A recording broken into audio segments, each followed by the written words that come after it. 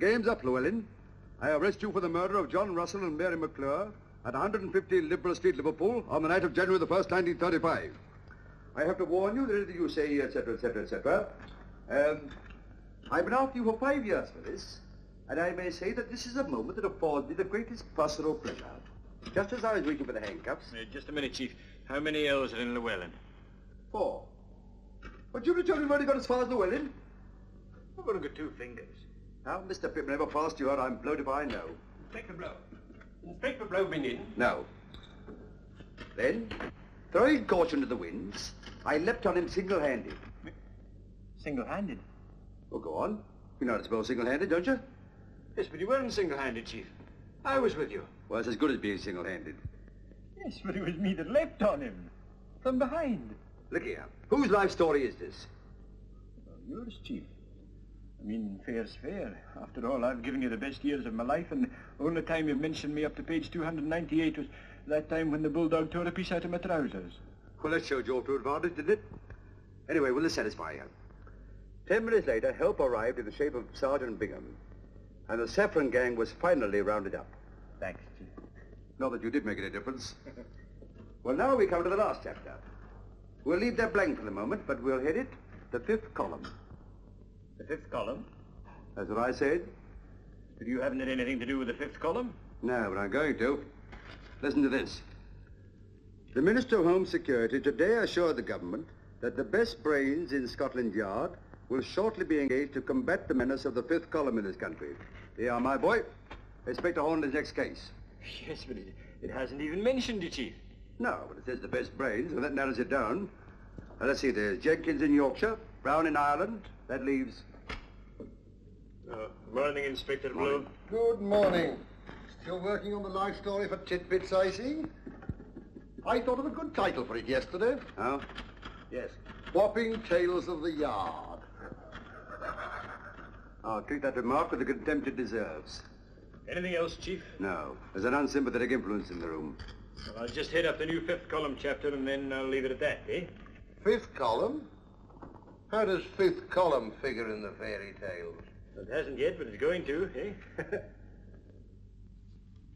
Oh, and who said you were going to be assigned to the 5th column case? A little dicky bird. Oh, I should bring that little Dicky Bird's neck if I were you, because he's singing the wrong tune. I suppose you think you're going to get the job, eh?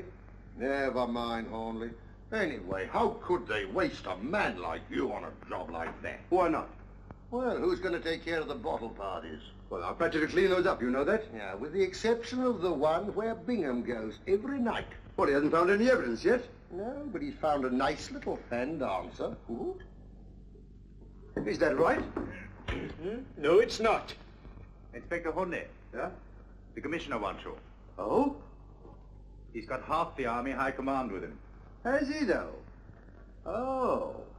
Well, I shouldn't worry, Blow, old man. You'll have plenty of time to spare. I'll hand over that little joint for you to clean up. And if you talk to Bingham nicely, he might give you her phone number.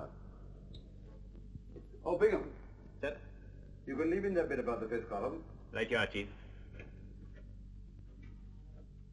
The fact is, this petty scrounging has reached such proportions that it's costing the Army thousands a year. What we've got to do is to set an example. If we can catch one or two of the culprits, it'll have a salutary effect on the others. Now, You sent for me, sir? Brigadier Lloyd, Major Harvey of the War Office, Inspector Hornleigh. How do you do, gentlemen? I've got a rather unusual case for you, Hornleigh. The War Office are concerned over certain Army activities which are proving rather more widespread than we imagine. Now, what we thought... I think I know what you mean, sir. Well, Well, one reads the papers. Well, the papers only touch on the fringe of it, I'm afraid. Quite. But a detective can read between the lanes. I'm glad you appreciate its importance. As I was telling the Commissioner, this is not just a case of a few tins of strawberry jam. Eh? This sort of thing's going on in camps all over the country, you know. I beg your pardon? These depredations from army stores. scrounging, Hornleigh. Scrounging? But do you mean to say there's nothing to do with the 5th column? 5th column? Whatever put that into your head? Inspector Blow was assigned to that case last week. Blow? As an ex-officer, it shouldn't be difficult for you to get into the run of things again. Are you listening, Hornleigh? The idea is that you should join the Army. What, me? Yes. What, at my age, after all my years of... Temporarily, of course. We'll do our best to see you're comfortable. Well, it's more than I was last time. Still, if you're offering me a commission... I'm afraid that is hardly the idea. By joining the ranks and mixing with the men, you'd have a better chance of contacting the offenders. The ranks?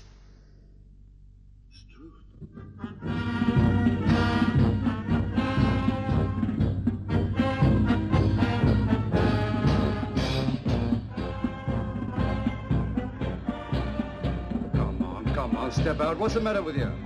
Tired out. Well, we're all tired out. But we're not grumbling about it. But I've been carrying these things for the last 6 miles. By time there was a changeover. All right, we'll have a changeover. Huh? Put the gun on your right shoulder. That'll leave your left hand free to carry the other stuff. I'm going to resign. You're not. You've been put on this job and you're going to stick it out. So what have we done in the case? We've been 10 days here, marching, drilling and doubling. And all we've got to show for it is blistered heels and fallen arches. Well, you'll have to prop up your arches, my lad. It's Kandahar Day tomorrow. It's Kandahar Day. A field day. A 12-mile march with full pack, followed by a 3-mile attack over open country. Then some bombing and bayonet work. And if we're lucky, a band to play us home to bed. I won't do it. I won't do it. British Army or no British Army. I'm going sick. You'll do nothing of the sort. If you start going soft now, you'll give the game away. Yes, If I can stick it, you can. And if you go sick, you'll have more than the British Army to answer to. You'll have to answer to me. Going sick.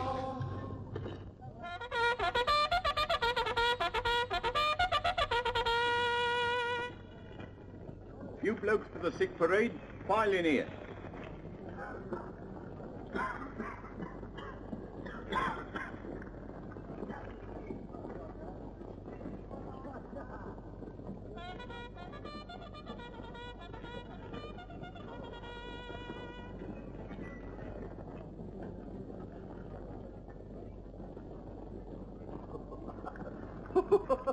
Cool, blimey, we're well out of that lark, eh?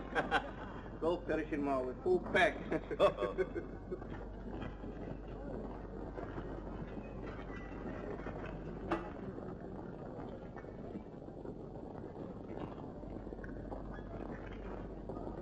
Come along now. On parade, you.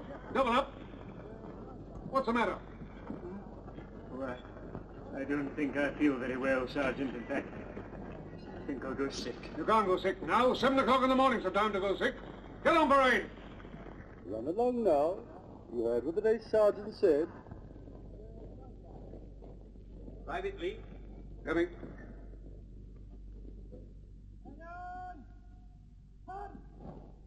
Well, what's the matter with you? It's my blistering feet, sir. I've worn the tread off them. And when Lord Roberts made his historic march to Kandahar, it was the proud boast of this regiment that not a man fell out. Today is the anniversary of that great event. And in view of the excellent march you carried out yesterday, I propose to celebrate today by granting leave to the whole regiment till midnight.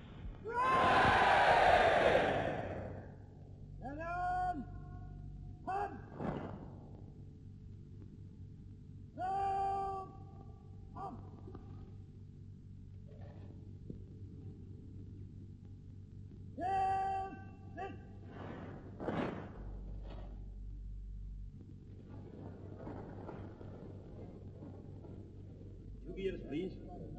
2 beers? Yes, I'm having one for a sick friend. Oh, well. Here's one to be going on with. Oh, well, not notice that. £1 note on a Friday. Gentlemen of England, sir. What do you think? Well, bookie, perhaps. Certainly not.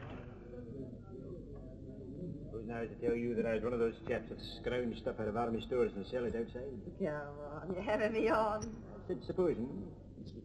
Did you many of them in here? Can't say I've met anyone. Just wondering. There's a lot of scrounging going on, you know. So I hear. Why they don't do something about it beats me. Perhaps they are. The military police? Not them. All they catch is drunks. Found this stuff littered all over the floor.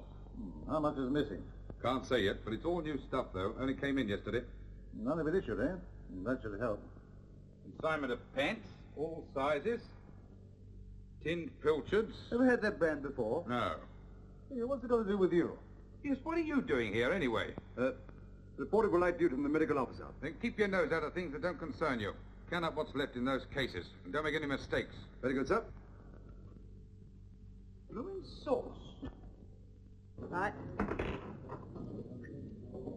Did you get any time off? After we close, till we open again. What about taking a punt and having a watercress tea with me up there?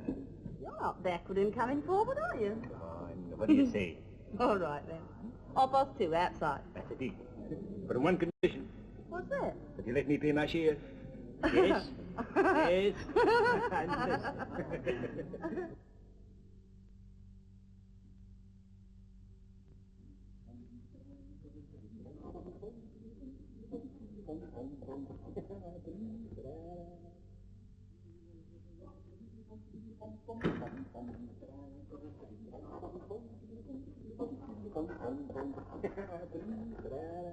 What's bitten you? What a marvellous time, Chief. On the night of the wee lassie. Look, here she is. Not bad, eh? Only 6 for 3.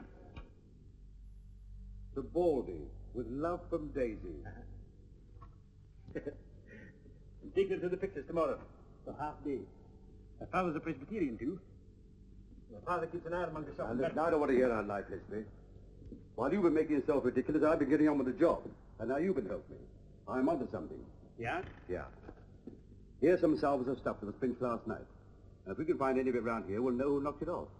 Yes, but they might have come by it innocently. Well, the stuff hasn't been issued yet. Now, come on, step lively before they come back. Now, you know what you're looking for? Gents' underpants, large size, filtrets, and carbolic soap. Now, you take this side. Okay, Chief. I've been through the hut next door, but I drew a blank.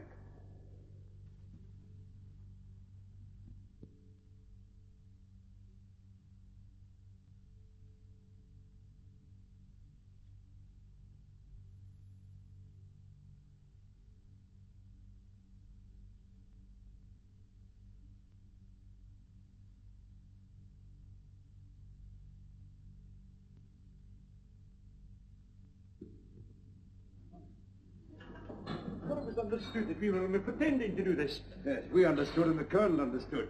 The sergeant major's a bit slow in the uptake. Don't worry, you're playing then.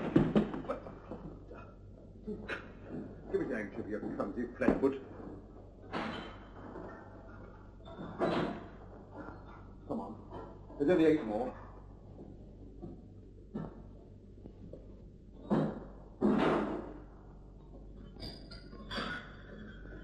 Hi, Hornleigh.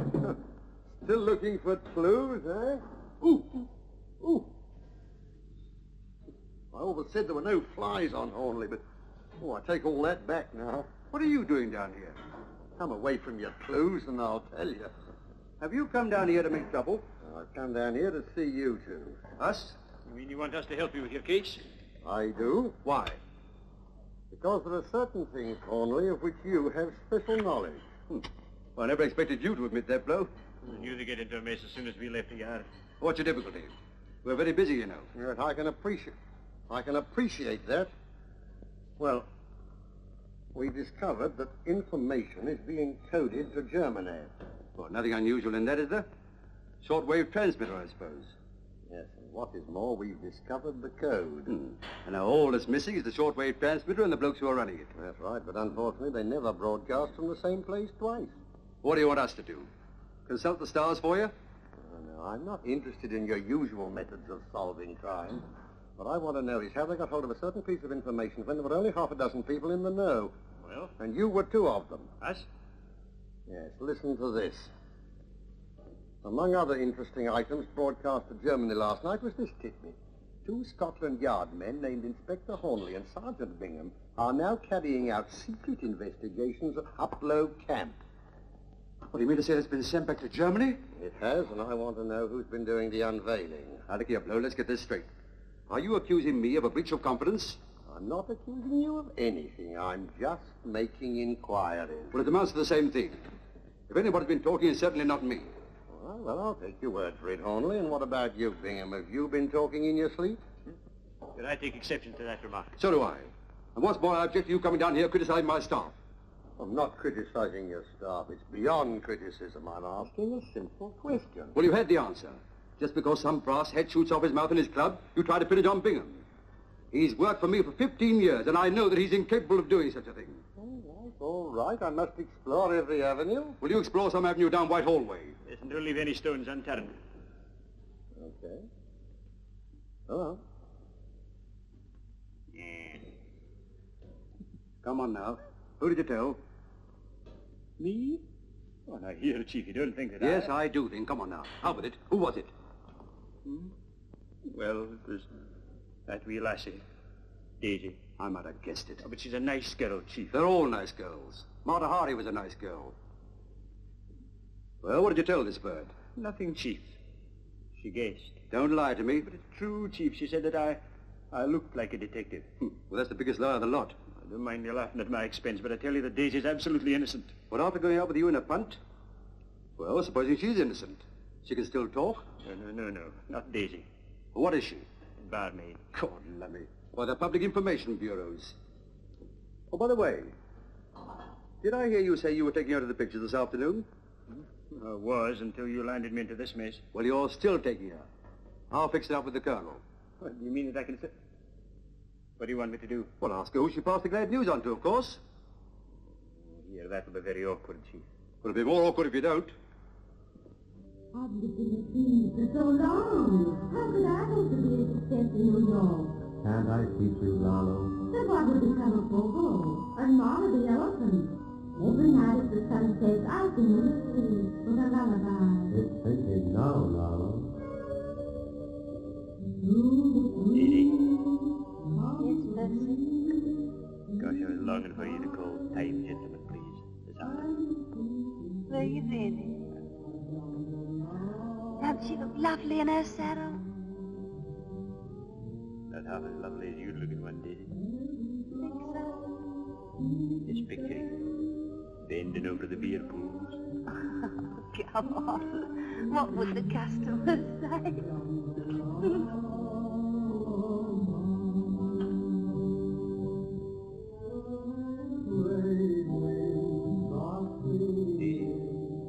What? Remember when I told you yesterday about me and another chap, Hornleigh, being from Scotland Yard? Well? Didn't kind of mention it to anybody, did you? Of course I didn't. Hey, what are you getting at? Nothing, Daisy. I know you're not the sort to chatter, but... Well, somebody's been talking. Are you hinting that I've been speaking out of turn? Say you, I said somebody. Well, you meant me. Here, a little order, please. You've got no right to go making suggestions like that. Let me tell you, I've got enough to do in my job without gossiping. Yes, I know that, Daisy. But you might have passed it on innocent like. I did not. Here, turn it up, will you? You're not in the bar of the Rose and Crown now, you know. There you are, you see. This is all your fault. Going. Why? Take your hands off me, you insulting beast. Get out of here. Quiet. What's going on along here? Don't blame me, blame him. Hey, you. Come on now. You don't want none of that there here. I assure you there's been none of that there here. Come on, you heard what he said. Don't him to the perfect nuisance. We'll be cut right out. Your monkey tricks again. Can I help it if my sister becomes hysterical? Oh, come on now.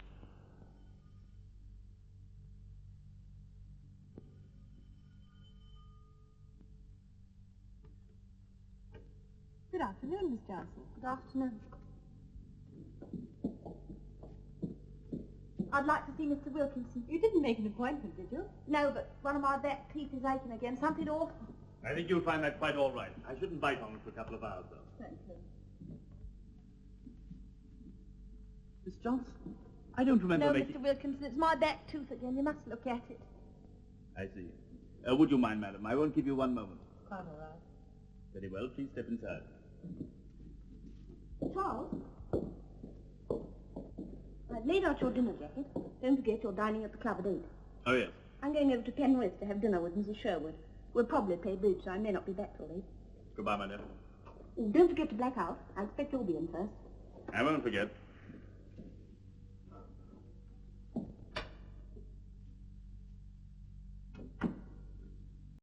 Why have you come here today? Your next appointment was Tuesday. Do you want that girl to suspect? I had to come. He's rumbled. Who? That yard man, Bingham, that I was telling you about. Did you pass it on? Of course. Well, they found out somehow. He questioned me this afternoon and said someone had been talking. Phew, I'm scared stiff. Where is he now? I left him in the pictures. You sure he didn't follow you? Positive. What am I going to do? Supposing they come and question? Deny everything. They've no evidence. And don't come here again. I'll contact you as soon as it blows over. Yes, but... Now, look here. Pull yourself together. There's nothing to be afraid of. Come on. It often aches like that after filling, you know. It'll be quite all right tomorrow, believe me. I hope so. Now, madam, if you please. Thank you. Come along, Yvonne.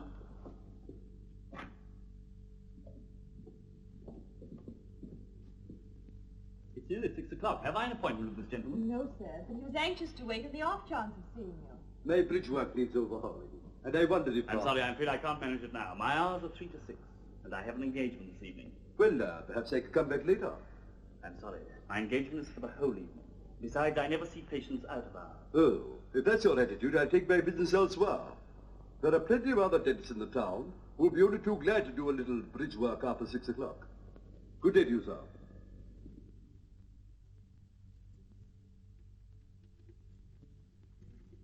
How do you know there's no one at home? He told me he had an engagement. There's also a Mrs. Dentist, but she's out playing bridge. Any servants? One. Female. I went round the back and checked up. You're not the only one who's a success with women. I made an appointment to meet her at the Palais de Danse tonight. Yeah. That's got rid of her. Sounds a very mean trick to me. Well, she was married. It serves her right. Ah, this is it.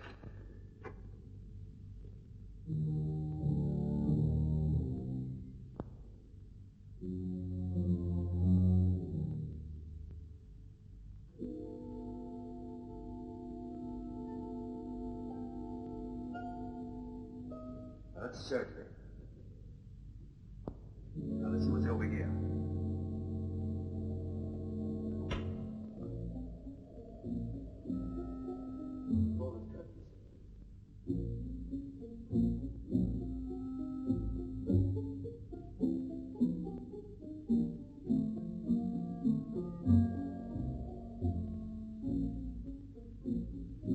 There's the appointment book.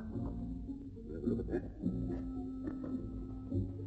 Still don't see why you should suspect Daisy just because she got toothache when she left me. I agree it'd be a natural emotion. What's her surname? Johnson. Johnson. And you shut your mouth off to her yesterday lunchtime.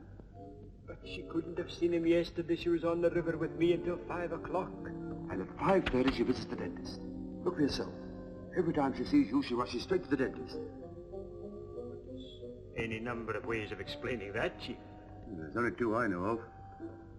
Either she's what I think she is, or the way you kiss her knocks their teeth in. Yeah. She was here twice last week. Once the week before. 3 times the week before that. Yes, a fellow called Weatherby sees the company often, too. And Mrs. Crofter. There's your Daisy again. Supposing you're right. You can't prove anything with that book. Well, we might find something in that safe to tie up with it. What safe? Over there. The twin lock Hector. Easy. That'll be a burglar alarm wire running around the rim. Cut it.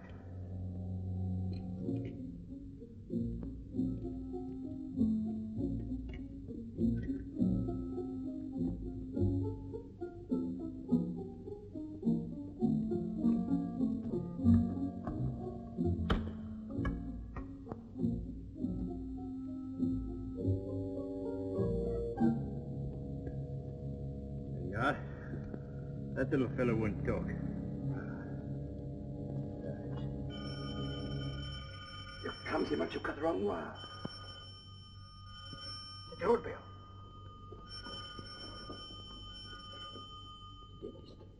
Maybe he's forgotten his key. Why should he ring? He knows there's nobody at home. Here, go and see who it is. But suppose... Go on, go on, go on. Go on.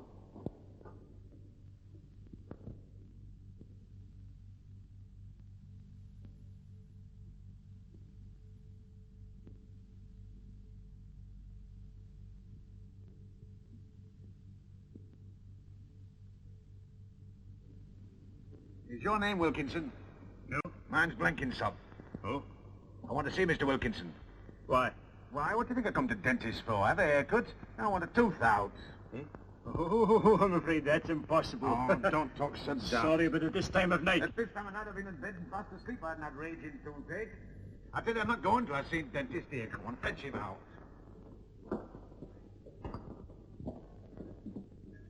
Well, now, if you'll just sit down for a minute, I'll make some inquiries. All right, but look sharp.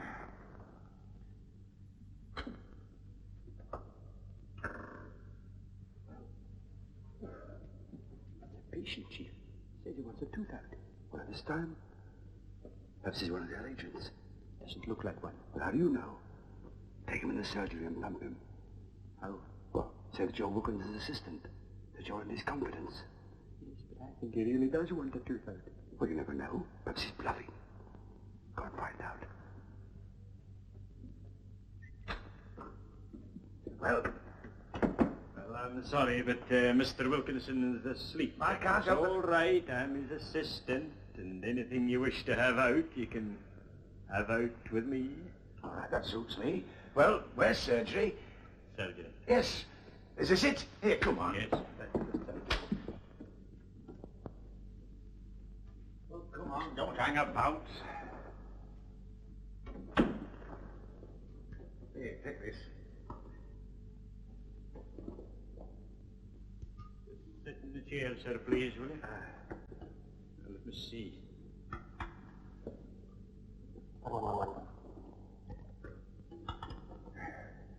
Nice evening, isn't it? Fine for getting shortwave broadcasts. I don't want any shortwave broadcasts, and I don't care if it's raining cats and dogs. I want this tooth out. Let me say that I enjoy Mr. Wilkinson's full confidence. Well, I'm very glad to hear it. Shall I open my mouth now? Yes, certainly. You can tell me anything you want.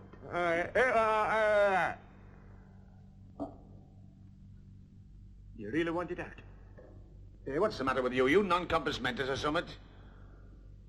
You've been here before, haven't you? What's that got to do with it?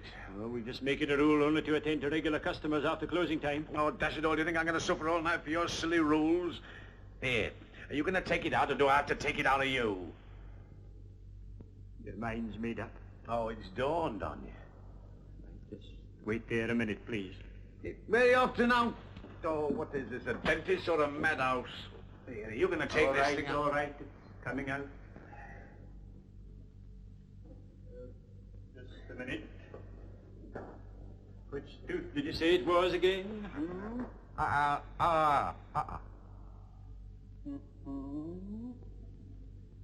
Your top teeth are pretty good. They're false, you fathead. Oh, so they are. I see that now. They quite took me in for a minute. You want the plate out? No, just the tooth.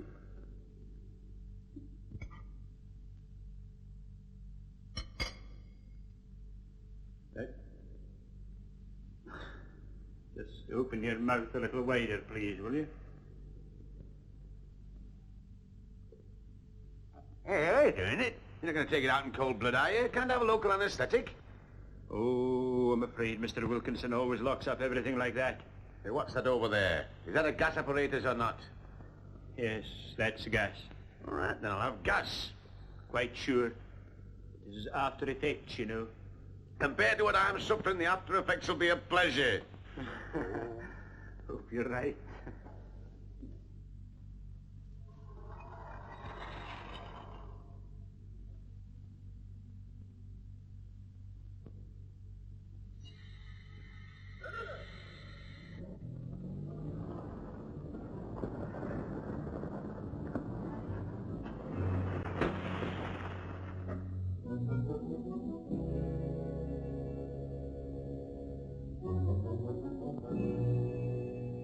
Now what's to do?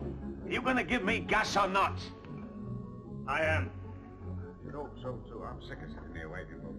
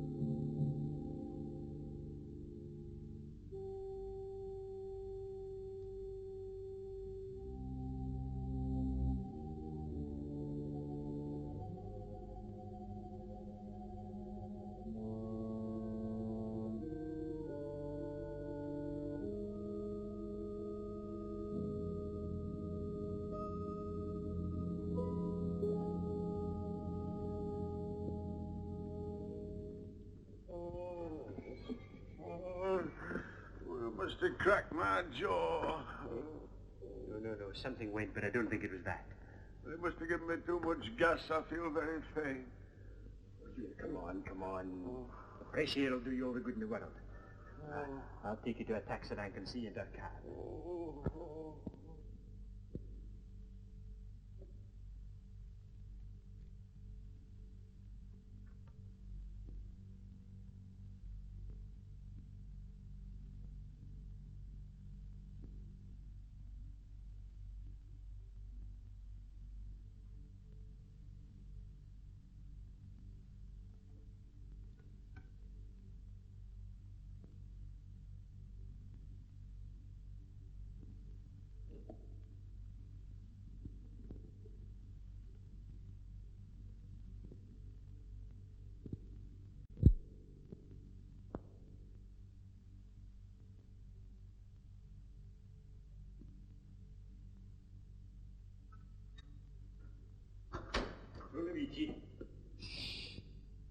There's nothing to shout about.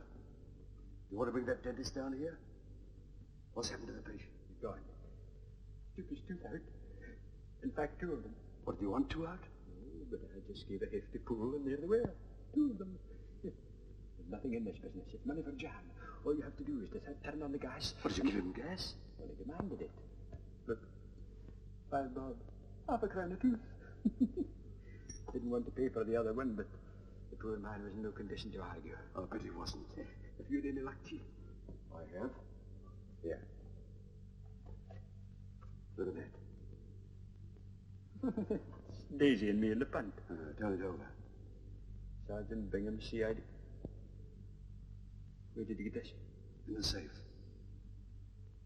Can't believe it. You know, Chief, this sort of thing shatters your faith in women. Well, you could do with a bit of shattering. Yeah, give it to me. But you're not going to put it back in there? I am. But if you find it, that'll make me look like an accessory. Well, it will, won't you? Now then, we're going to leave this place exactly as we found it. Without anyone knowing we've been here. Why, Chief? Aren't you going to arrest Wilkinson? Not yet. You haven't left anything lying around in the surgery, have you? No, I've got the teeth in my pocket. I don't want to see them. Talk about a blooming cannibal. Curtains.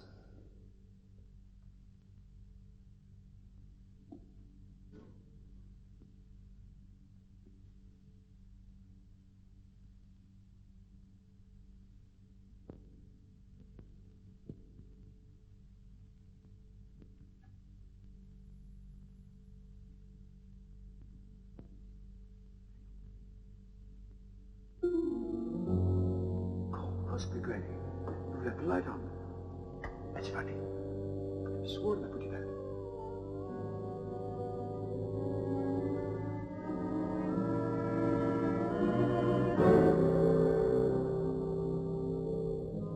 Struth, what have we done now? It can't be my patient, Chief. Oh, what's going to be? You... It's the dentist. Wilkinson. The gas is still on.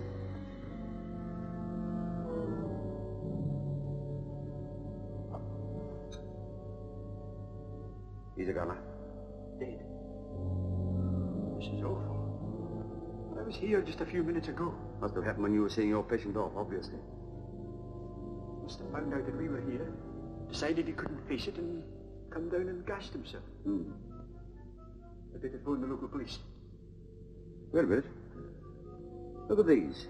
One shoe is laced across the usual way. On the other shoe, the top 3 holes are laced crisscross.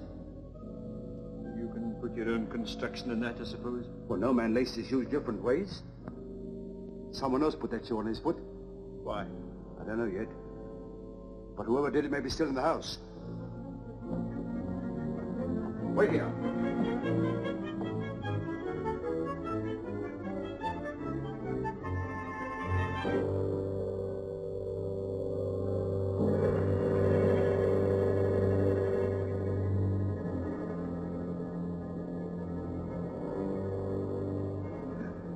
No sign of anybody. I'm going to make a search of Wilkins' bedroom and see if I can find anything. I'll come up with you, Chief. No, you don't. We've got no time to lose. Here, take these. Ring up the yard. Give Blow my kind regards and read that list over to him. What are they?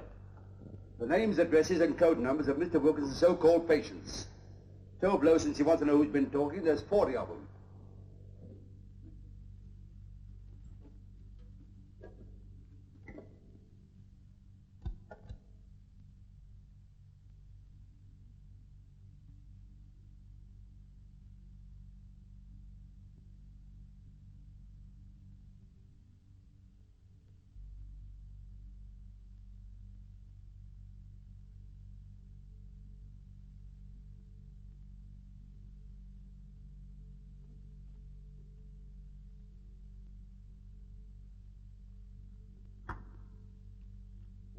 Sorry for the delay, Sergeant. Inspector Blowe's just gone out. They're expecting him back in 10 minutes. Shall I ask him to ring you back? Yes, please. And it's very urgent.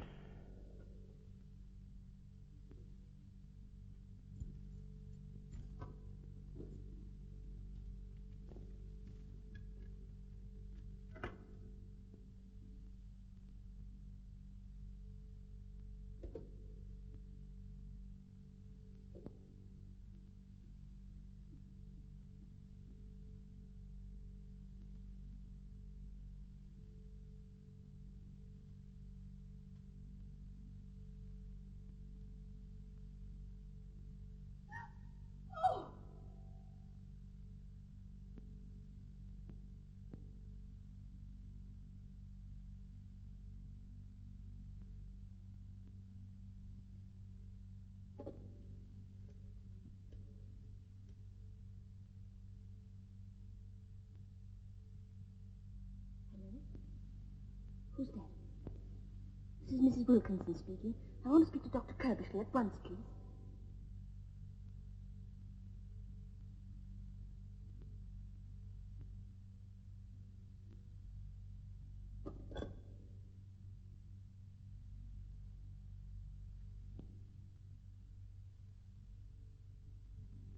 It's all right. It's all right.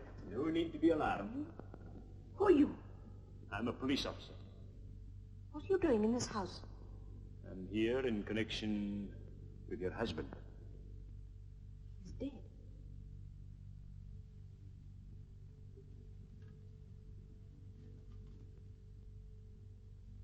That's right. You just sit down quietly for a few minutes. I can imagine how you're feeling. Can you? I wonder. I should be awfully upset, shouldn't I? Aren't you? No. You are Mrs. Wilkinson? Yes. But we weren't what is called a happily married couple. You found out that he was a... Yes. I told him he'd get caught sooner or later. It was no use. They had some sort of hold on him. Who are they? I don't know.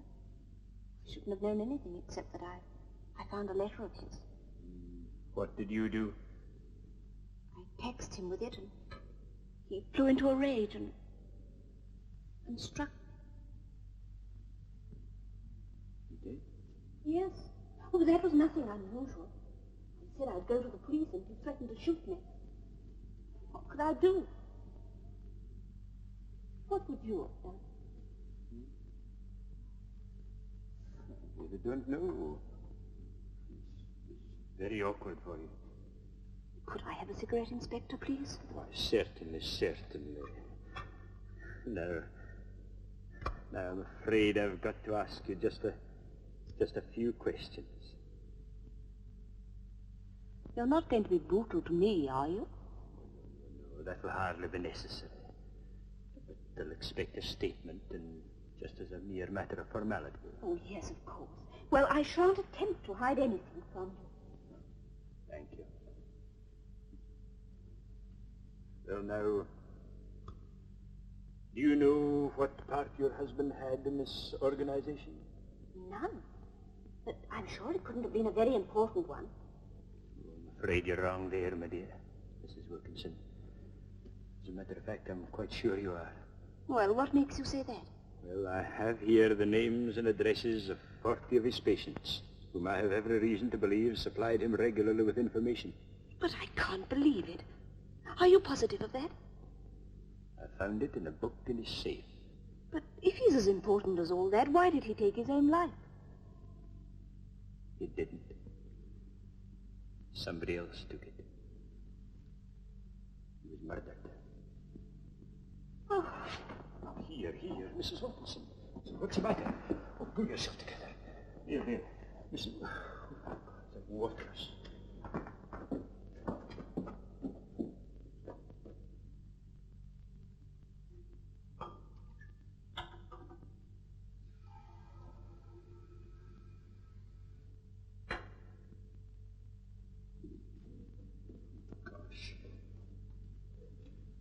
There.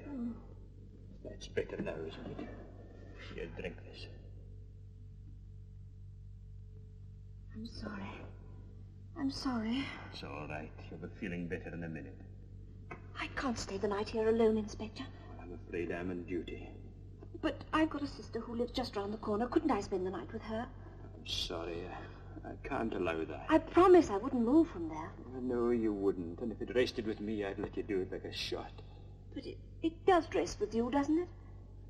No, not exactly. You see, I haven't mentioned it before, but I've got an assistant, an associate.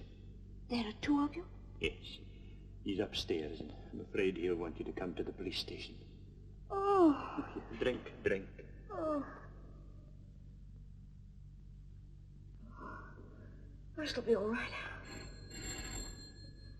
Oh, you answer it, Inspector. Don't worry about me.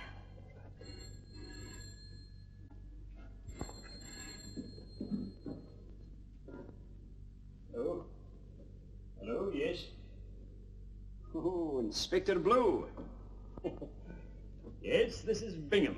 What are you ringing up at this hour for? I decided to confess after all. Certainly not. So, as a matter of fact, it's not unconnected with your inquiries this morning. Well, now, Hornleigh and I decided that as you were floundering about to give you a bit of help. To put you in the right road, as it were. No. No, I must correct you there. My mother and father were married properly at the kirk at Paisley. And that remark comes very badly from you after all we've done. All right, if you'll just keep calm, I'll tell you. Well, I have here the names and addresses of about 40 people who have been passing information. Yes, if you'll just get out your little pencil and paper, I'll read them out to you. You ready?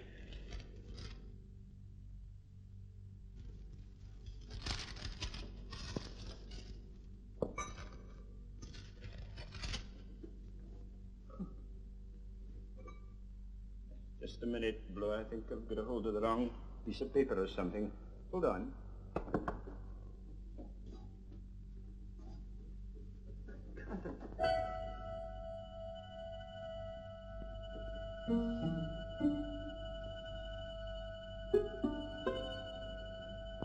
Mrs. Wilkinson. Mrs. Wilkinson. Mrs.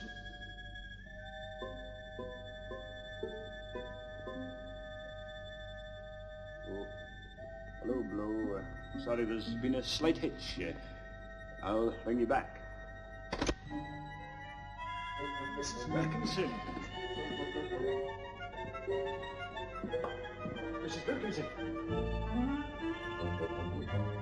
Maybe she's gone to her sister's. Gosh, I hope so. It's Mrs. Wilkinson.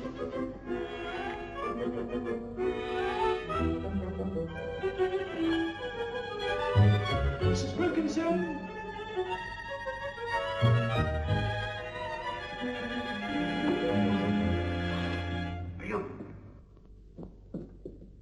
Bingham! Oh, there you are. There's been some pretty rum goings on in this house, I'm telling you. You're telling me? What did you phone, Blow? Yes, I phoned him. What did he say? Well, he didn't say anything, Chief, because... Because what? Look, you're quite sure you gave me that list, aren't you? What are you blathering about?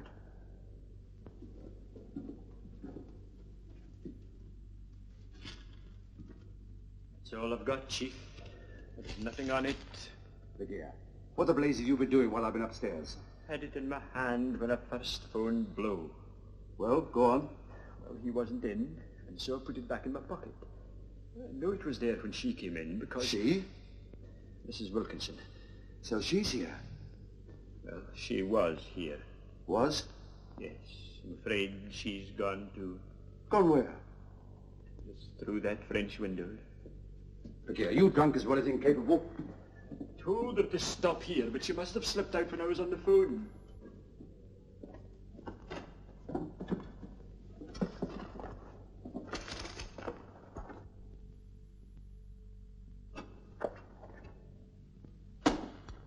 She's pinched the evidence.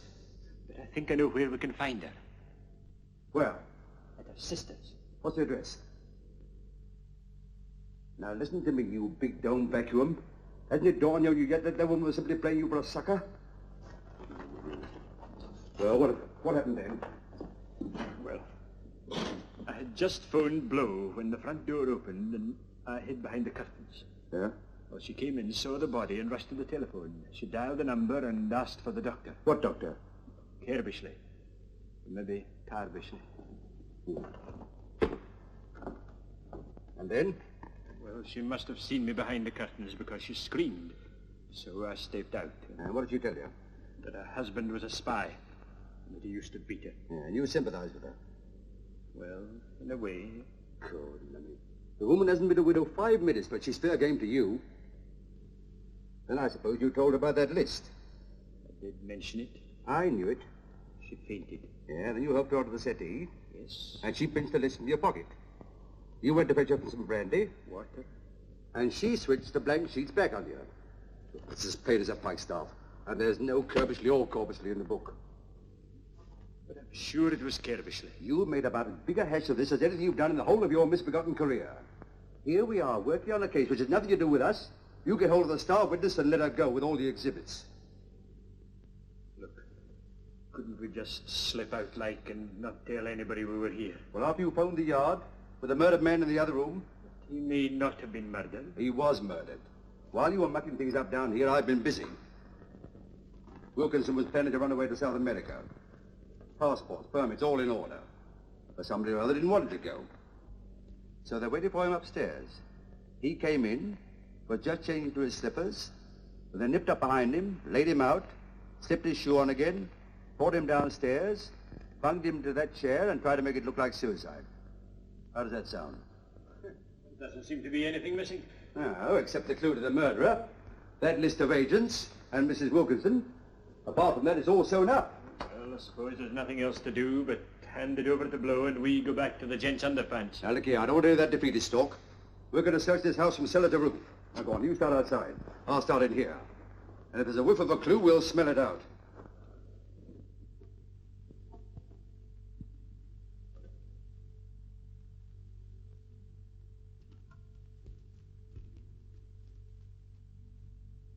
Hello, what's this?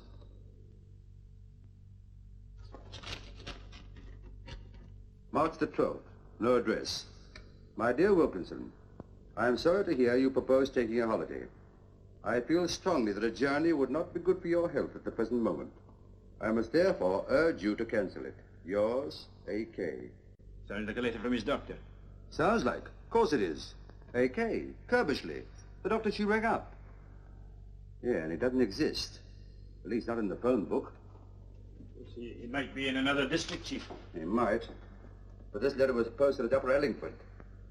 And that's in this phone area. So that doesn't help. Continuation sheet. Now, who uses continuation sheets? Offices? Yeah, it didn't look like office paper to me. No, more like hotel stuff. How many printers would there be at Upper Allingford? There can't be many. It's only a market town. Good. Well, we're going to knock them up. There may be only half a dozen printers in the town, but a more bad-tempered lot I never saw. You can't expect them to dance for joy when you get them up out of their beds in the middle of the night. Don't feel very happy myself. Dragging a man from his rest at 3 in the morning to rake through a lot of notepaper.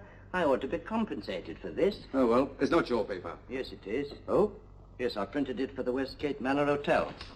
Westgate Manor Hotel, eh? Yeah, I told him it was hotel paper. Yes, it's the same, all right. Of course it's the same. I printed him a brochure at the same time. Now you can clear out and I'll go back to my rest. I sympathize with you. Terms in season. Hello, it's a fishing hotel. Yeah, pretty posh from the prices. Bingham, we're going to get up early in the morning. Yes? We're taking a fishing holiday. It's time we got our hooks into something. Well, thank you very much, sir. You're welcome.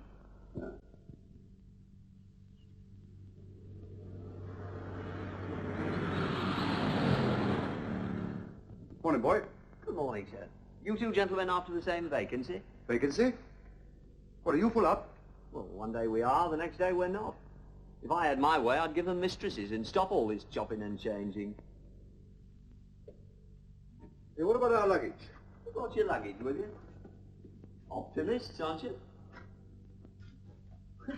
You don't look very busy. No, we're not now. They're all out on a paper chase. You did say paper chase. Yes. Got me up at 6:30 this morning. It's this new Mr. Rolfe's idea. He started all these capers. Mr. Jenkins was much more sensible, but he joined up 3 weeks ago along with Mr. Smart, the science master. I tell you, there have been so many changes here since the war started, I can't keep pace with them. You wait in here. But I might as well tell you, you're not the only ones after this history master's job. There's another old bloke in there already. So it's not a hotel anymore. They've evacuated a blooming school here.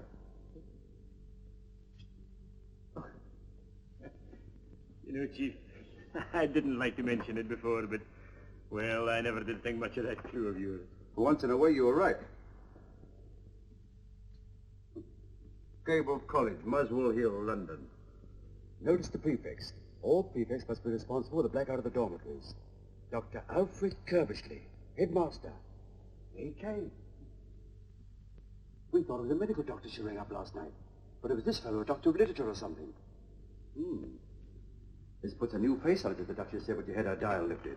Yes, but I still don't see anything very sinister in that. Well, it hadn't occurred to you, I suppose, that a woman who just found her husband dead doesn't rush to ring up a schoolmaster. Yes, it is a bit peculiar. Now, this is where you earn your oats, my lad. Put that luggage back into the car and drive down to the town. Put up at the local hotel and find out all you can about the doctor. It's a small place and they're bound to know everybody's business. What about you, Chief? Somebody's bound to ask what you're doing here. Oh, I'll say I'm a new boy who's a bit backward. Now, go on, off you go. And don't forget, if there's a barmaid there, when she pours out your beer, don't pour out your soul.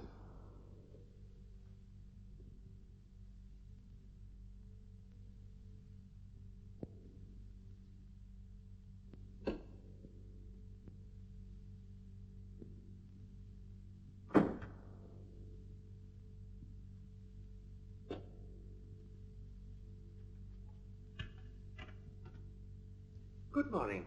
Good morning. Are you an applicant? Yes? So am I. Really? My name's Mackenzie. Professor Alec Mackenzie. How do you do? My name is Nuttall. Horace Nuttall. How do you do? You may have heard of Mackenzie's History of Europe for schools. Oh, yes, of course. I wrote it. Really? You haven't actually met Dr. Curbishley yet, I take it? No, but I rather fancy that's just a formality. Ah, well, I suppose there's no objection to my waiting. No, not in the least. If it isn't a rude question, what was your last school? Borstal. Boston. Oh, yes. Boston. I beg your pardon? Borstal? Yeah, but isn't that a penitentiary? Yes. But surely a qualification for a master at Borstal would hardly be a recommendation to this school. On the contrary, my dear sir. I'm just the man for this school. Why? But they mentioned it in the advertisement, didn't they? The school times gave me to understand that this was an establishment for the sons of gentlemen. Was that what they said there were sons of? Well, I hope I'm not here under any misapprehension. Well, it's not as bad as Borstal, if that's what you mean. As a matter of fact, they frequently send their good conduct lads here. But you seriously tell me this is a corrective school? Well, didn't you know? I certainly did not. Oh, there's nothing to be worried about, my dear Professor. You may find it a trifle alarming for the first 2 years, but you get used to it. Well, bless my soul, look who's here. If it isn't young Bingham. Now, there's a fine example of the good conduct lads they sent here. Oh, but they shouldn't let him have a knife. Why not? Well, he's a nice enough lad, but he has fits of violence. As a matter of fact, I remember once at Borstal, he attacked the carpentry instructor with a chisel. Good heavens. You see... Oh, I'm sorry, sir. I didn't know there was anyone in here. That's quite all right, my boy. What do you want? A book, sir. A book? Yes, sir. Help yourself, my son. Thank you, sir. Excuse me, sir. Oh, let me help you. This one? Yes, please, sir. There we are. Thank you, sir. Not at all. All this greatly perturbs me. Hey, you! Hey! Give me that back. And don't ever get you doing a thing like that again. You rascal. What's happened? Have you missed anything? I beg your pardon? This is yours, isn't it? That's my watch. Good gracious me. Ah, well, boys will be boys, you know. Do you mean that he actually... oh, this is dreadful. Well, you get used to that sort of thing here, you know. Used to it? That's why you're mistaken. I wouldn't teach in this class of school for any consideration whatever. What, you don't mean to say you're going to turn it up? Yes, I am. Oh. And I'm very grateful to you for enlightening me.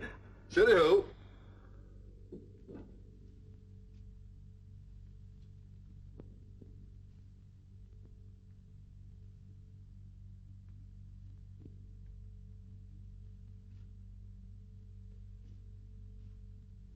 Professor Mackenzie? At your service. Will you come this way, please, Professor? Dr. Kirbishley will see you now. With pleasure.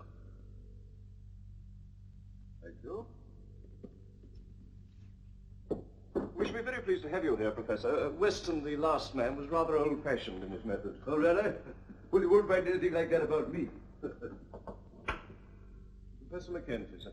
Dr. Kirbishley. How do you do, Professor? Welcome to Gable College. How do you do? You'll find us in strange surroundings, but tempora mutantur, nos et mutamur in illis. Yes, very apt. Please sit down. Yes. I feel very honored that a man of your scholastic reputation should consider my little establishment worthy of his services. Not at all, not at all. How long were you at Harper? Now, let me see now. It must be what? 15 years, if a day. I see it says 20, huh? 20, was it? Oh, time does fly. Dr. Swan speaks of you in the most glowing terms. Yes, we got on very well together.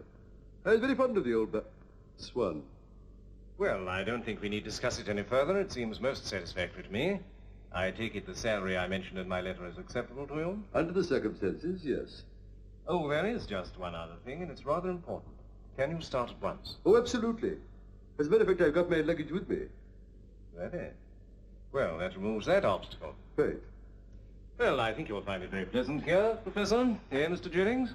Oh, yes, indeed, sir. I'm sure I shall. It'll be an honor to have you teaching with us, Professor. Hello, yes, Dr. Kirbishley speaking. Who? Well, I'm afraid I can't discuss it now. I'm engaged. I'll send you a school prospectus. But I must see you. I've been trying to get you since last night. Just a minute. Well, I think that's all for the moment, Professor. Mr. Jennings will show you your study. This way, please, Professor.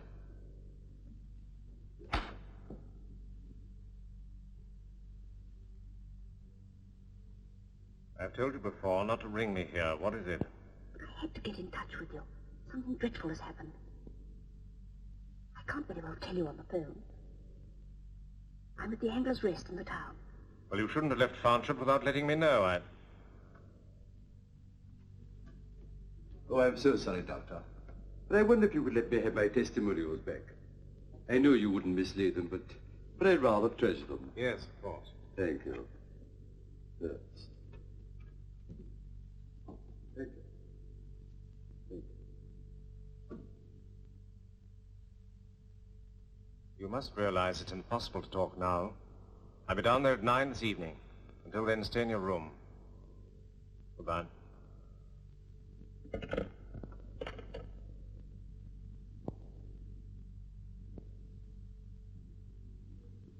I have number 8, please?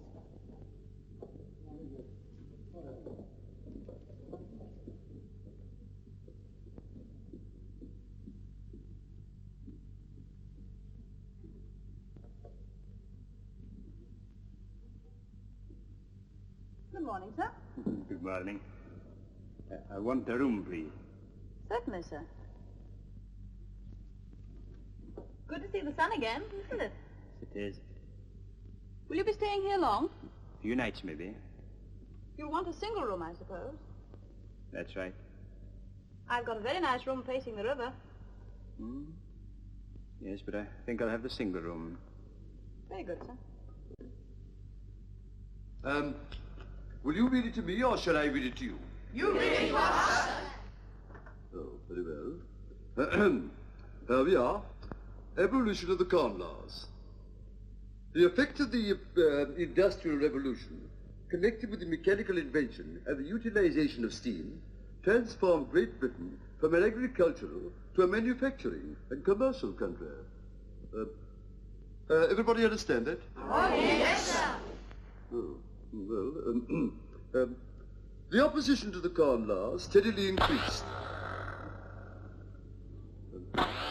At length, the Conservative Premier, Sir Robert Peel, became a convert to free trade, and in 1846 carried a measure to put an end to the Corn Laws. By this act, the duty on corn was at once greatly reduced.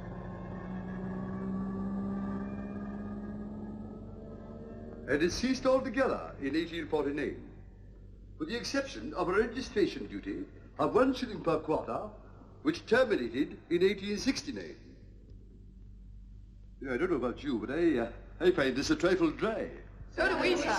I thought so. Well, now, but it does mention one very interesting man, Sir Robert Peel, the founder of our modern police force, and a very good job he made of it, too. As a matter of fact, if it hadn't been for him, we should never have had the highly efficient organization with its network of detectives, plainclothesmen, and coppers knocks, informers, that we have today. But still, I dare say that many of you boys, at one time or another, have wanted to be detectives. Yes, I thought so. But let me tell you that it requires more than muscle to make a detective nowadays. Oh, yes. I mean, you have to have powers of observation and deduction. Now, take observation, for instance. I very much doubt if there's a single boy here that could tell me whose cart it was that went down the drive just now. It's the head's car, sir. How do you know that? Because he always goes out at this time. That's right. Well, now, if he always goes out at the same time, it's probable that he always returns at a certain hour. Has any boy observed what time that is? 3 o'clock, sir. What, every day? Yes, sir, because he takes Latin at 3:15. You're more observant than I thought. Well, now, let us see if you're as good at deduction. I'll give you a start. Now, if he always goes out at the same time, that is 2:30, and is only gone for half an hour, it follows that wherever he goes can only be a quarter of an hour's car ride away. Probably less, since he must spend some time at his destination. Now, can any boy deduce where he goes in that time? The village, sir. What makes you think that? Because I've seen his car there, sir. That's right. Parked outside the post office. I see. Still, that is observation, not deduction. Now, let us try and deduce what he does in the post office. Excuse me, sir, but isn't that the headmaster's business? I beg yours. Am I to take that as being tantamount to a rebuff? Well, sir, I really meant that... Don't apologize. You're quite right, my boy. There's no concern of us what he does in the post office. So as a quid pro quo, if I take my nose out of the headmaster's business, perhaps you'll stick yours in that book and read from where we left off. What they're doing is they're butting in on a case that doesn't concern them. My case. If you're right, I shall have something to say to Inspector Hornleigh and Sergeant Bingham. Laying down on this job without my permission. They better have a pretty good reason for this. Hello. Oh, is that you, Chief? Well, I've stumbled across something very interesting. No, it's nothing to do with the scrounging case, but... Oh, yes, I know, Chief, but... Yes, Chief. How much would your pension be worth if you retired tomorrow? I don't know. Why? Well, you better start working it out. Yes, that's quite true, Chief, but... But, Chief, that's my last word. And I don't want any arguments. So you can just take the first train straight back to London. Murdered? Who's been murdered? Says that dentist didn't commit suicide. Now, have you any clue as to who was the murderer? You know? Then why didn't you arrest him? Now, that's got nothing to do with it. I've told you before, that's Blow's case. And tell him I resent his interference. Who's talking to him, you or me? Oh, you, sir. Very well, then. Don't interrupt. Registered letter? What registered letter? A registered letter posted every day to 121 Wessex Street, London. And I want to find out what is going on there. Tell them we think it's the headquarters of the whole outfit. Now, look here. What with two of them jabbering at one end of the line and you hissing in my ear, it'd be quicker if I went to London after all. Wessex Street is SW1, you know. Now, don't you shove your oar in. 4 policemen's enough on one line without the help of the post office. No, Chief. Lord, let me... No.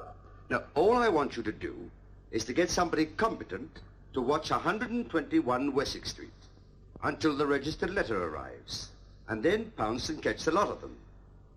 And afterwards, ask them to ring up Bingham at Allingford 69, and I'll beg the murderer. Fine. Good night, Chief. Oh. I could do with a drink after that. What about the post office? Well, it's a bit late at night, but since it's been such an exciting day, I think I'll have a small whiskey and soda. Bingham, order 2 small whiskies, will you? I'll have a double. Hello, miss. Ask the waiter to send up 2 double whiskies and 1 small one. Sam, 1 whiskey and 2 doubles for number 2. Right. Oh, and find out what they want to eat.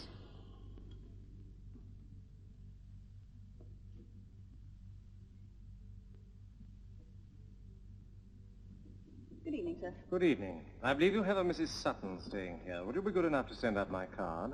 Yes, sir. Sam, take that card to number 8 on your way up, will you? Very good, sir.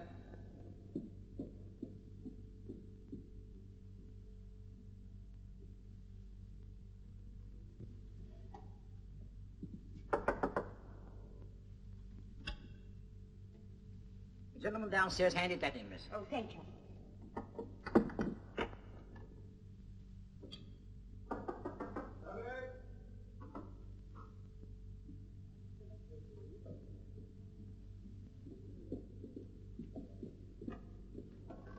You said you'd be here at 9 o'clock. It's nearly 10. I know.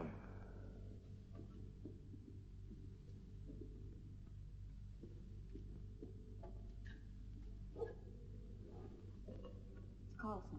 He's dead. I know. He was murdered. So it was you who killed him.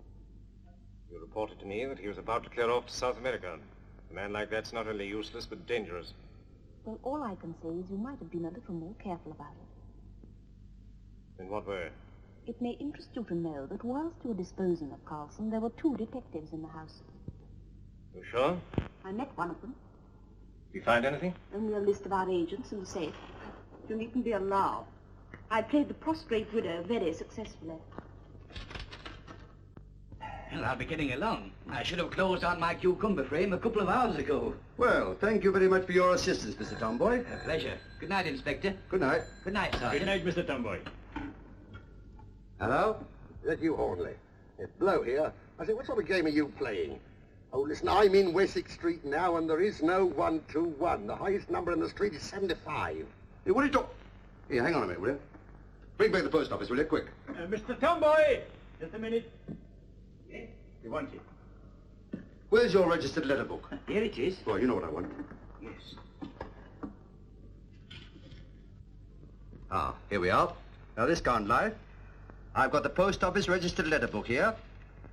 Now, there's been a registered letter sent to Mr. E. Knight, 121 Wessex Street, practically every day for 3 months. I suppose you can count up to 121? And I don't want any insults. You asked for someone to check up on this, and I've done it. Yes, but I asked for somebody competent. We are competent at the yard since you left, and I'm telling you there's no 121 Wessex Street, and there won't be till they pull down the Houses of Parliament and make the street a bit longer. Well, why on earth don't you stick to your strawberry jam instead of... Hello. Oh. There's no such place as 121 Wessex Street. But he sends a letter there every day. There's no such place, I tell you. But why would he send a letter to a place that isn't there? It doesn't make sense. But look, 121 Wessex Street, written by my own hand. Well, I don't care if you wrote it with your elbow. There are only 75 houses in Wessex Street, and 121 isn't one of them. But if registered letters are not delivered, they come back to me. And you never had any of them back? Never. That's why I say if it's take written that there... away. Now, that letter was handed in your post office this afternoon. Now, where would it be at this moment? In a sealed bag at Northby, waiting for the night mail. Where does the bag join the train? Lancaster? No, about 10 miles before that, it's caught up by the automatic arm. Where does the night mail start from? Carlisle. What time? 10:45. 10:05. Brigham, we're going to Carlisle. What about the luggage, Chief? Leave it.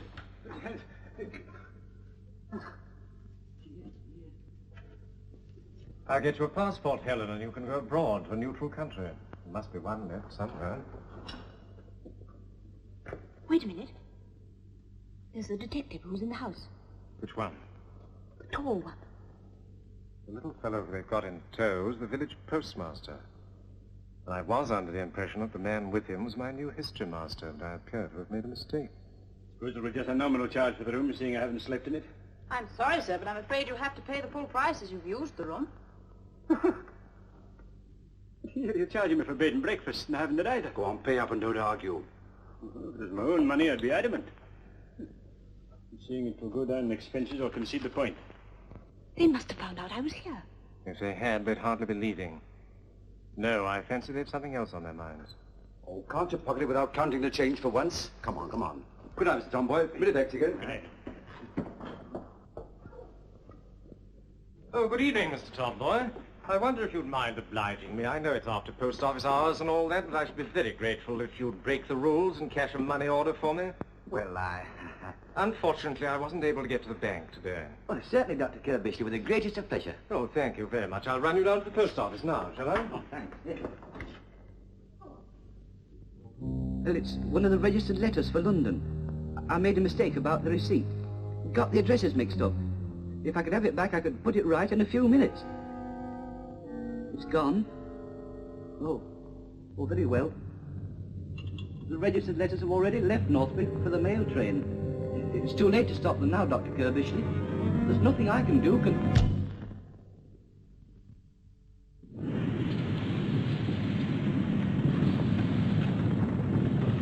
You've no reason to suspect any of your sorters, have you, Joe? No. Of course, I can't say for certain. We keep getting new ones on as the young ones are called up. But it wouldn't surprise anybody if somebody new came on tonight. I don't follow you, Inspector. For me, for instance. Sorting isn't an easy job, you know. It's years before you're any good at it. Well, you're short-handed, and I'm no good at it. You can keep telling me so. Say you're going to give me the sack in the morning. That'll fool them. It's hard work, Joe. What do you think?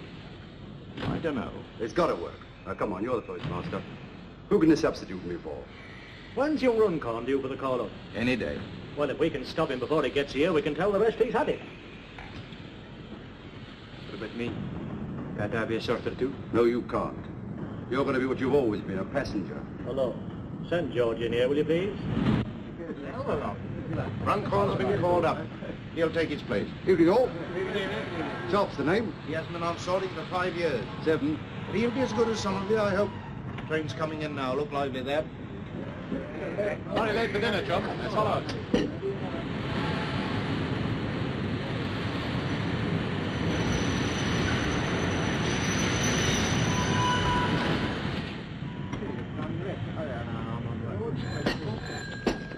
Hello. Faster. Wanted on the phone. Better hurry. Hello? Yes? I had to warn you, 2 detectives will be on the train tonight. No, if you're careful, it'll be all right. One of them's tall, bald, looks intelligent and isn't. The other one's short, with a sour face, doesn't look intelligent and is. Has he got a heavy lower lip? Oh, well, I've seen him. He's the new sorter. They're working fast. Listen, whatever you do, don't let him get hold of that letter. No, leave that to me. I don't like the sound of it. I've got to go now.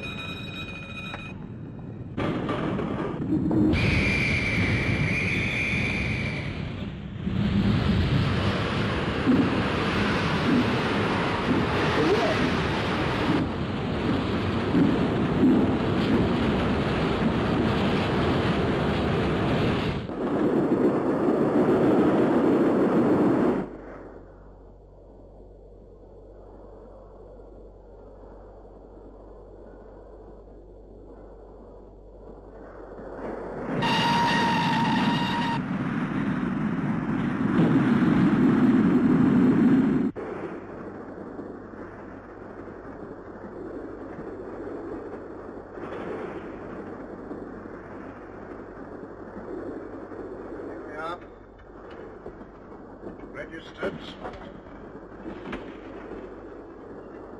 Beats me what people find to write about. No consideration for others, that's what it is.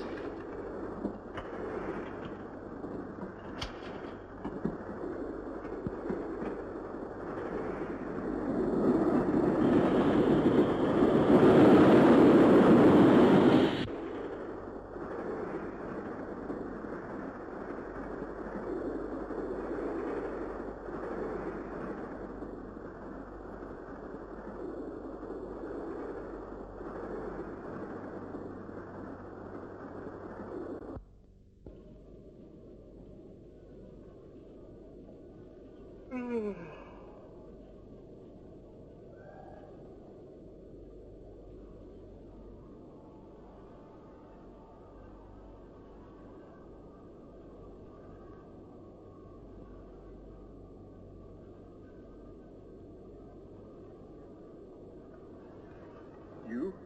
What are you doing here? Good evening, Sergeant. Perhaps I should introduce myself. I'm the principal of your colleague's school. It was smart of you both to discover that I posted a registered letter this afternoon and to catch the train at Carlisle. But I've an idea. The inspector won't find that letter. Oh? Why not? Because you're going to write him a little note and ask him to come along here and see me first. And you think I'd fall for a thing like that, eh? Well, I'm hoping to persuade you. Well, you know, it's a very serious thing to point a gun at me like that. For you or for us? For you, of course. I know all about you. You both got to answer a few questions. I'm sorry, Sergeant, but as a schoolmaster, I prefer to put the questions. And at the moment, I'm asking you to write that note to Hornleigh. You think I'd do that? I should if I were you. Over my dead body. Isn't that rather an unfortunate way of putting it? I think we can avoid that unpleasantness for the moment. Helen, would you mind relieving the sergeant of his wallet? Careful, Sergeant. I'll throw caution to the winds in a minute. That would be very foolish of you. And his fountain pen, please. What are you going to do? I spent a considerable period of my youth practicing the art of forgery or suffering the penalties for it. Helen, would you mind? I imagine we shall find an example of your handwriting on your identity card.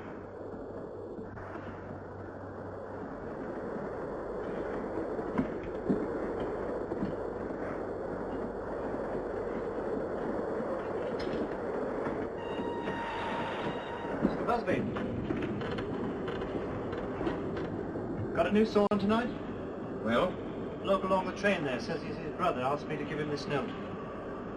Well, it's against regulations. Still, we'll let it go this time.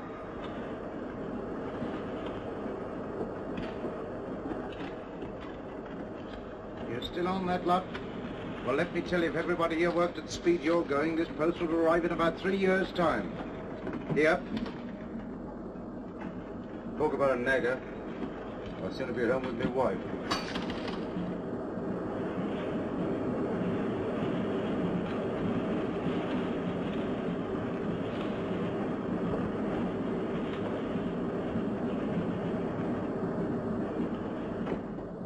I've got to go along and see my sergeant.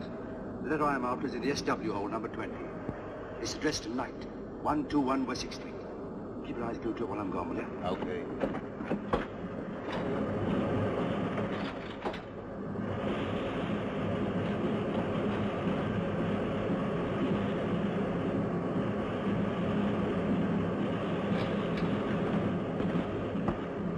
God, I'm a CID man. I wonder if you go in that next compartment and examine the tickets. Certainly, sir.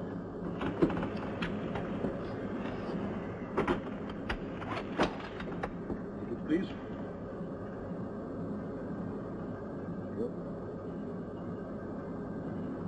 What ticket, sir, please? I don't think I've got mine on me. Inspector, I think I'll come with you. I think I got yours, Edward. Thank you, madam. Thank you, sir. There you are, dear. Who's in there? Tall, bald-headed gentleman, sir. Looks rather pale. Yeah, anybody else? A well-dressed man with a long nose and a red-headed woman. Rather pretty. Aha. Thank you very much. Anything else I can do for you, sir? No, not just now, thank you. Very good, sir.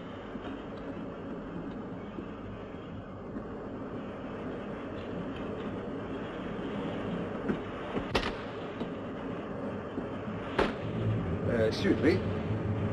What do you think he's doing?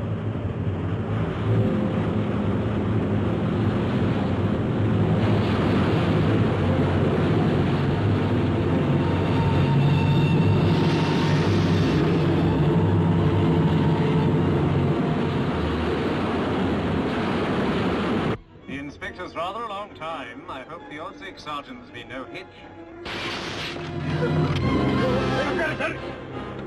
Don't move. Good work, sir, good work. Well, Dr. Cavesey, I think you've had my credentials. Go on, watch him, Bingham. I'll be back in a moment. Yeah. And don't let this redhead try any more of her tricks. No, sir.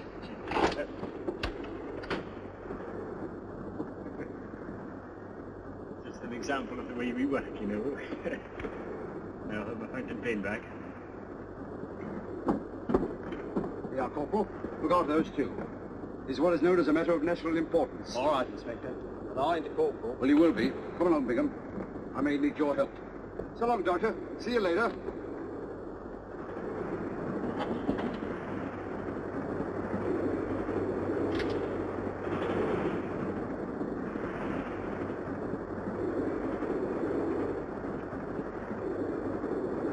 Yeah, where's that registered letter? Which registered letter? The one that was in there. Well, what do you want with it? That's my business. What have you done with it? Are you accusing me of pinching it? I'm asking you what you've done with it. Well, I'm not going to be talked to like that by an extra man. I'm going to have this out with the head sorter. Well, it's above me. They're in here accusing me of...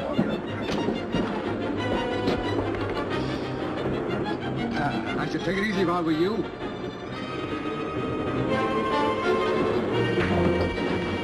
All right, fellas. We're from Scotland Yard. This is Inspector Hornleigh of the CID. Look out, police, the 5th columnist. Come on, out of it.